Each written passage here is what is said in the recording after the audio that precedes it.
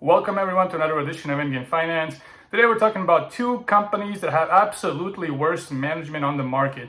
Now these are multi-billion-dollar market cap businesses, which makes this sort of a very interesting scenario to see just how badly these businesses are depriving their shareholders of value just by having tremendously poor management. These two companies are Salesforce and Netflix.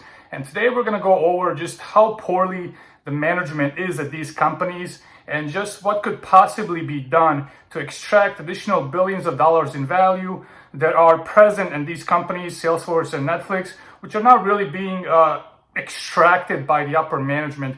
And these are the reasons why. Recently, activist investors have taken some stake in Salesforce and they've discovered some troubling news. They discovered that upper management, Mark Benoit, has actually been inviting celebrities to be part of his strategy team for deploying software. Salesforce, or CRM, provides customer relationship management software and applications focused on sales, customer services, marketing automation, analytics, and more. And I just don't see how Matthew Mcconaughey and will.i.am are actually right partners or right advisors for this sort of business, because both of them are entertainers, they're actors, they're performers.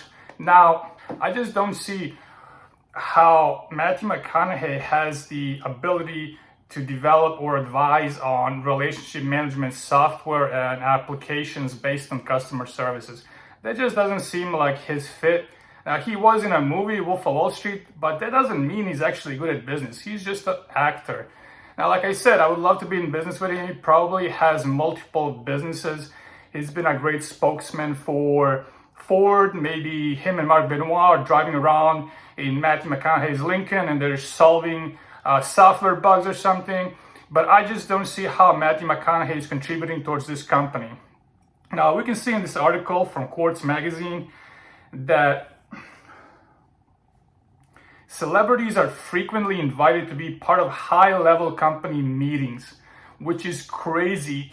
They are celebrities and Mark Benoit just wants to hang out with them. So he's been inviting them to high-level corporate meetings, guys. That's crazy. Just because you want to hang out with celebrities doesn't mean you should have them in your company involved in day-to-day operations or software development, because that's not their specialty. They're not software engineers. So you can see, we can conclude the CEO of Salesforce, Mark Benoit, has completely checked out, and he should most likely step down as a CEO and just leave the company completely, and you will see their stock skyrocket. Another interesting fact is Salesforce has actually grown their revenue tremendously. However, their net income has not kept up, which doesn't make sense. It just basically means that Mark Benoit, it just shows Mark Benoit has been frivolous with Salesforce spending. He's made some questionable purchases, and you can see their net income is actually going down as the revenues are going up, which means this is just a tremendously poor managed business. Now, I could be wrong. Matthew McConaughey could be some professional hacker that's been studying software secretly for the last 20 years, and he's actually the greatest. But I just don't see it happening, and I'm concluding that Mark Benoit is just starved for attention, starved for the ability to hang out with celebrities, and he's sacrificing shareholder values just to be popular. All right. Let's move on to the second company, Netflix.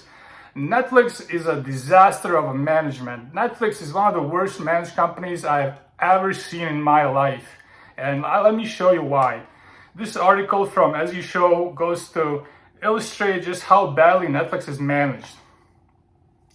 Netflix heavily cash compensates their executives, which insulates them from a falling stock price. This basically means they will get paid regardless how the stock performs. That's crazy. Why would you not tie the performance of your stock to management compensation? Because stock price gives shareholders their value.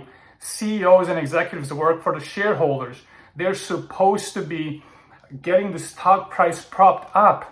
But these guys don't care. They're getting paid either way. They're getting millions and millions in cash. Look at this article. For 2021, CEO Reed Hastings used to receive the vast majority of his pay in stock option awards, but most other executives received straight cash compensation. their co-CEO and chief content officer received $20 million in cash in 2021 and about the same amount in the previous year. That's crazy, guys. They're paying these guys just to be there, just to hang out, push pencils. Have you seen Netflix lately? Their content is garbage, and it's gonna remain garbage until they hire the management that's actually tied to the performance of their stock, which reflects the performance of their business and quality of their content. And their content will be garbage until they fix this problem. Listen to this. In 2020, 49.8% of shareholders voted against this type of management compensation. Shareholders did not want to be paying management in cash. They wanted to give them stock options, which basically means the price of the stock determines how well they are paid or not paid.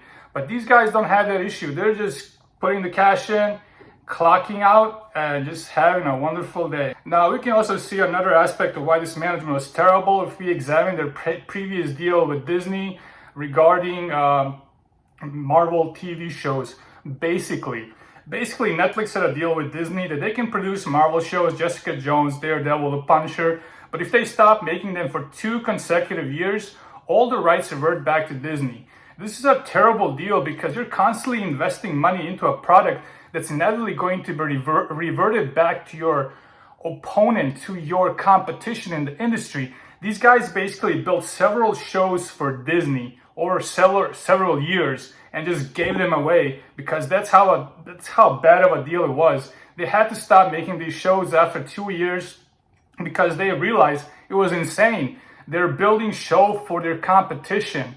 It clearly shows management just did not give a damn about shareholders or the company itself. Like, how bad is this? This is tremendously bad. Netflix revenues have been consistently growing, but you can see their net income is basically plateaued, and the quality of their programming has gone down the hill as well because of all the reasons I mentioned. But these guys have really bad management issues. They make bad deals with other media companies. They're just getting paid cash regardless of what kind of content they put out. So their goal is just to put out junk, volumes and volumes of junk, and just to sail off into the sunset with their $20 million coming their way, regardless of how the stock performs. So that's it, guys. We talked about 2 companies today, Salesforce and Netflix. And these companies have some of the worst management in the entire industry. So that's it for today, guys. If you have any questions or comments, please let me know below. Like, subscribe, and share. And as always, guys, have a great day.